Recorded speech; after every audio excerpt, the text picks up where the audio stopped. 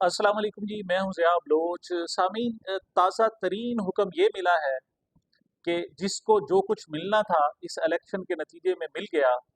अब इस पर बात ख़त्म की जाए और आगे बढ़ा जाए। कोई ज़रूरत नहीं है फार्म 45 का ज़िक्र करने की, उसका नाम लेने की, कोई ज़रूरत नहीं है धांधली पर एहतजाज करने की।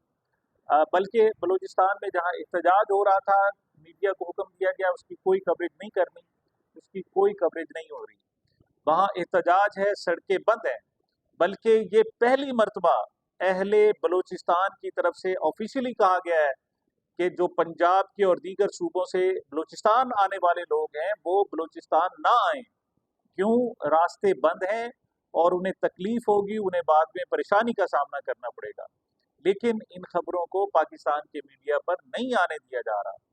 बल्कि सूरत हाल ये है कि वो एंकर जो फॉर्म 45 की बात करते थे, धांधली की बात करते थे, पहले उन्हें जुबान से समझाया गया और जब नहीं समझे तो कम से कम 2 एंकर ऐसे हैं जिनको नौकरी से ही तकरीबन फारिग कर दिया गया है।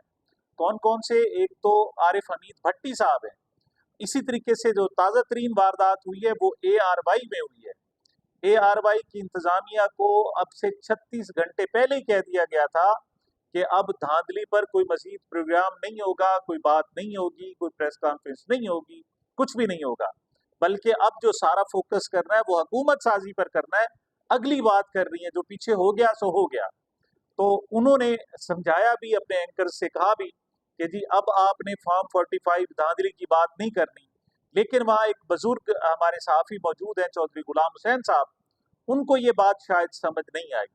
जब समझ नहीं आई तो पहले चौधरी गुलाम हुसैन साहब पर एक रावी को बिठाया गया था। रावी जनाब अ, हसन हसन हसन अय्यूब साहब हैं, हमारे नौजवान सहाफ़ी, मुस्लिम लीग नून से एफिलिएटेड हैं और वहाँ आकर तर्जमानी करते हैं मुस्लिम लीग नून की। तो पहले वो चौधरी गुलाम हुसैन के सर पर बिठा दिए गए और उनके साथ खासी मतलब नाज़ेबा उनका बिहेव भी था, गुफ्तगू भी थी।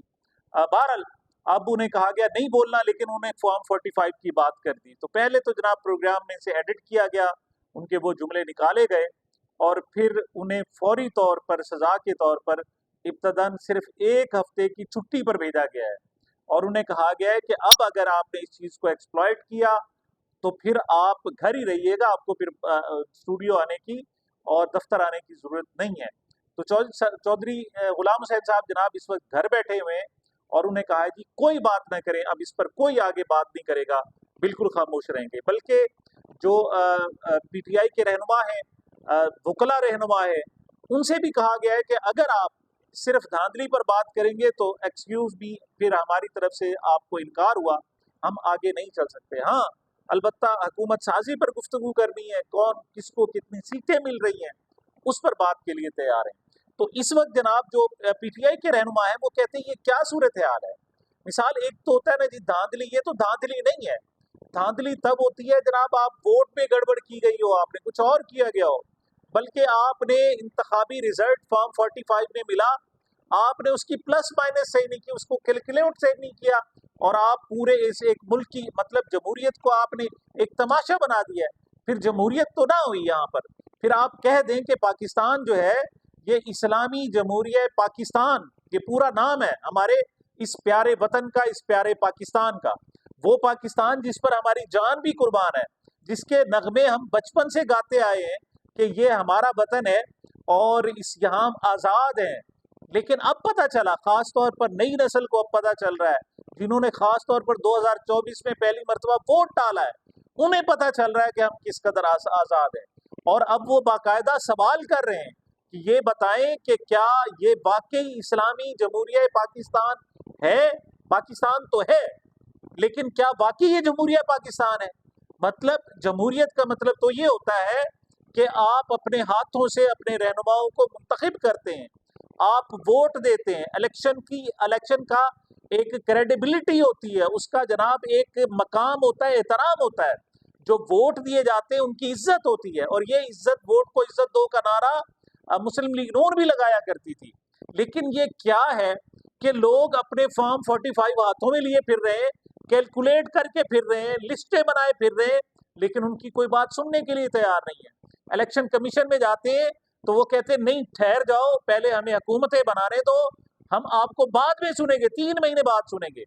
वो हाई कोर्ट जाते हैं तो वो कहते नहीं, पहले आप इलेक्शन कमीशन में जाएं और फिर हमारे पास आइएगा। इलेक्शन कमीशन आगे टरखा रहा है मामलात को, आगे लोगों को जनाब उनकी बात ही नहीं सुन रहा। वो कहते हैं कि आपने अपना फॉर्म 47 का जो नतीजा अकोमोडेट किया है, जो सारा कंसोलिडेट किया है, ये बताएं किया कहाँ से है।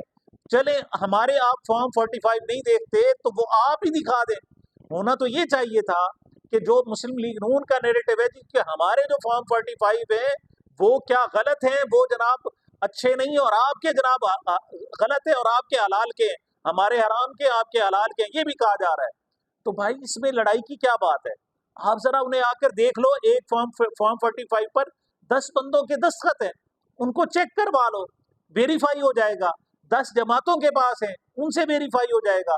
फिर भी अगर कोई झगड़ा है तो उसका फॉरेंसिक ऑडिट कराया जा सकता है।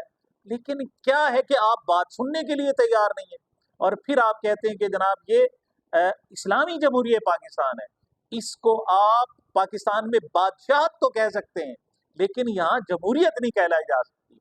और बादशाहत भी किस तरह की है? सिर्फ 2 खानदानों की हुकूमत है, 2 खानदानों की। तरीकाकार क्या है कि एक खानदान आता है, वो बादशाह बन जाता है, जिस तरह मियाँ मोहतरम मियाँ मोहम्मद शहबाज शरीफ साहब हमारे आइंदा बादशाह बनने वाले हैं, मुंतखब तो नहीं हुए, उनके पास तो वोट ही नहीं है, वो अपने हिसाब से वोटों का हिसाब लगा ले, फिर भी उनके पास वोट नहीं है, मैंडेट नहीं है, और जिनके पास मैंडेट है उनकी बात सुनने के लिए तैयार नहीं। इस तरह तो आपके पास सिर्फ 15 सीटें बनती हैं, लेकिन आप 70 चले 75 का आप दावा किए बैठे हैं, फिर भी आप हुकूमत बनाने के काबिल नहीं है। और अगर जो फॉर्म 45 लिए फिरते हैं, आपके पास तो 17 बच जाती है, आपके पास बचता क्या है? लेकिन आप बादशाह बनने के लिए तैयार हैं, तैयार, और कोई आपको वैलिडिटी देने के लिए तैयार नहीं है, कोई तस्लीम करने के लिए तैयार नहीं है। ये पाकिस्तान में वाहिद इलेक्शन है जिसके इलेक्शन को 14 दिन हो गए हैं, लेकिन अभी तक किसी मुल्क की तरफ से मुबारकबाद का पैगाम तक नहीं आया। सिर्फ चाइना से रिक्वेस्ट करके उनके वो भी तर्जमान दफ्तर खारजा से एक जनाब लिखवाया गया बयान कि आप दें कि पाकिस्तान में इलेक्शन के इनाकात पर उन्हें मुबारकबाद पेश करते हैं, वरना दूसरे ममालिक तो कह रहे हैं कि बताएंगे धांधली हुई कैसे। अगर मुबारकबाद देनी होती तो अब सऊदी अरब से आ चुका होता ना पैगाम शहबाज शरीफ साहब को, अमेरिका से पैगाम आ चुके होते, तुर्की से फोन आ चुका होता, इंडोनेशिया का फोन आ चुका होता, मलेशिया से आ चुका होता, अरब इमारात से आ चुका होता, जो कतर से आ चुका होता, जहां जो इनके अपने मुल्क मतलब इनके अपने साथी कहलाते हैं। लेकिन कोई एक शख्स भी इनको मुबारकबाद देने के लिए तैयार नहीं। क्यों? वजह यह है कि पाकिस्तान में जमहूरी अमल हुआ ही नहीं है। यहाँ जमहूरियत के नाम पर तमाशा किया गया और एक मजाक बनाकर सारी सूरत हाल को रख दिया गया है। यहाँ के सिस्टम को हम बादशाहत तो कह सकते हैं, जमहूरियत नहीं कह सकते। और बादशाहत 2 खानदानों की बादशाहत। और तरीकाकार क्या है कि एक बादशाह बनता है और फिर वो थोड़े अरसे के लिए इदारे में अपने लोगों को छोड़ देता है, मुख्तलिफ इदारों में अपने लोगों को छोड़ देता है, फिर वो मुतलकुल उनान हुक्मरान बन जाते हैं, यानी आमिर हुक्मरान बन जाते हैं। फिर वो उनको डिफेंड करते हैं, किसी और को आने की इजाजत नहीं, किसी का वोट गिनने की जरूरत नहीं, बल्कि नॉमिनेट किए जाते हैं, बंद कमरों में फैसले किए जाते हैं, और फिर उसका नहीं तो उसके भाई को या दूसरे खानदान को लाया जाता है। 2 खानदानों की हुकूमत है यहाँ पर। इदारों को वो 2 खानदान प्रोटेक्ट करते हैं और इदारे जो है इन 2 खानदानों को प्रोटेक्ट करते हैं। वो बारी लगाई हुई है कि दरमियान में जो इंटरम पीरियड आएगा उसमें वही खानदान अपने लोगों को लगा के जाएंगे, और जब तक वो वही वापस नहीं आते वो इदारे उनको प्रोटेक्ट करते रहेंगे। तो ऐसे में आप कैसे कह सकते हैं ये बादशाहत है? इसके अलावा और कुछ भी नहीं है। अब मार्केट में जनाब एक नया पैगाम आ गया, और वो ये है कि जी इंतशार खत्म करके आगे बढ़ा जाए। तो आपके ख्याल में जो इलेक्शन था ये इंतशार था? मतलब वो लोग जो जिनकी आपने 70 सीटें मार ली, पंजाब में 100 सीटें पीटीआई की मारी गई, इसी तरीके से वफाक में 80 सीटें जिनके फॉर्म 45 लिए फिर रहे हैं। लेकिन कहा यह जा रहा है कि इंतशार छोड़े और आगे बढ़े, आगे की सोचें। भाई कहां से आगे की सोचें? भाई आगे की सोचने तो फिर इलेक्शन की जरूरत ही नहीं है। आप तय कर लें कि इदारे में एक शख्स को आपने लाना है, उसी को वोट देने, उसी को मुंतखब करना है, फिर वही फैसला करता रहेगा। फिर क्या जरूरत है ये जमहूरी इदारों की? फिर एक ही इदारा फैसला करता रहे, जो मर्जी करता रहे। तो जब ये सूरत हाल है, अब जो इलेक्शन की बात कर रहे हैं, जो धांधली की बात, वो इंतशार की बात कर रहे हैं। नहीं, जैसे हुक्म दे दिया गया है इस तरीके से आगे चलना है तो आप चलें। दूसरी बात ये है कि इस तरीके से आप लोगों को बांध कर, लोगों को तंग करके, लोगों के मुंह बंद करके, उनकी नौकरियां खत्म करके, धौंस धांधली से आप खामोश करा लेंगे तो कब तक आप जमहूरियत का नाटक रचाते रहेंगे? पिछली मरतबा 52% था आपका टर्नआउट इलेक्शन में, जो लोग वोट देने गए थे।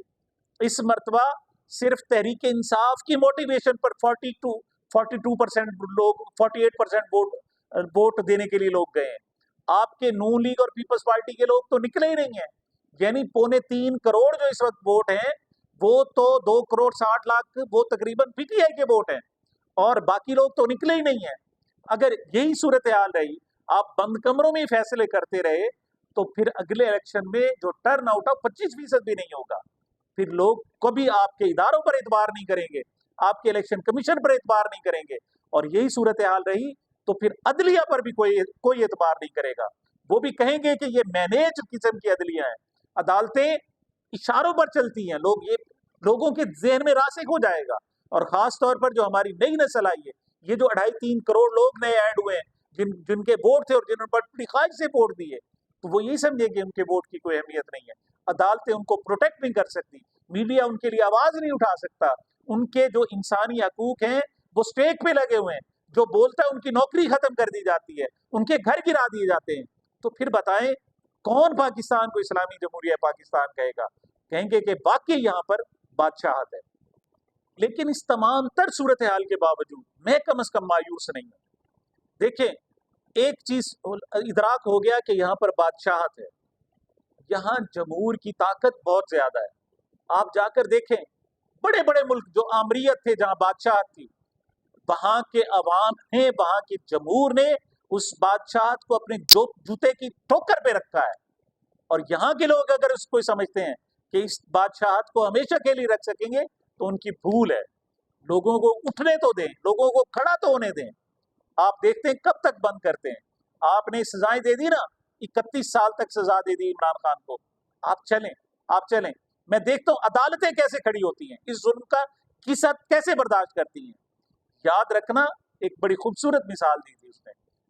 आज ही chief justice Sindh high court ने एक मिसाल दी। उन्होंने कहा कि एक प्रेशर कुकर में छोटी सी जो शू शू शू शू की आवाज आ रही है ना, ये जो हवा निकल रही है, मतलब गैस निकल रही है, इसको निकलने, गुबार निकलने दें। अगर इसको बंद कर दिया तो ये फट जाएगा, ये पूरा का पूरा निजाम फट जाएगा।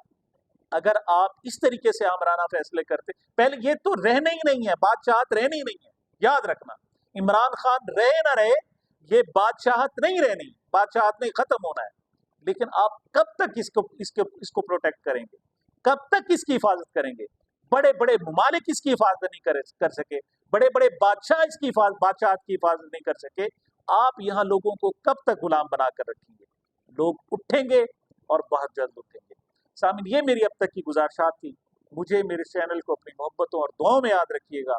मिलते हैं छोटे से वक्फे के बाद।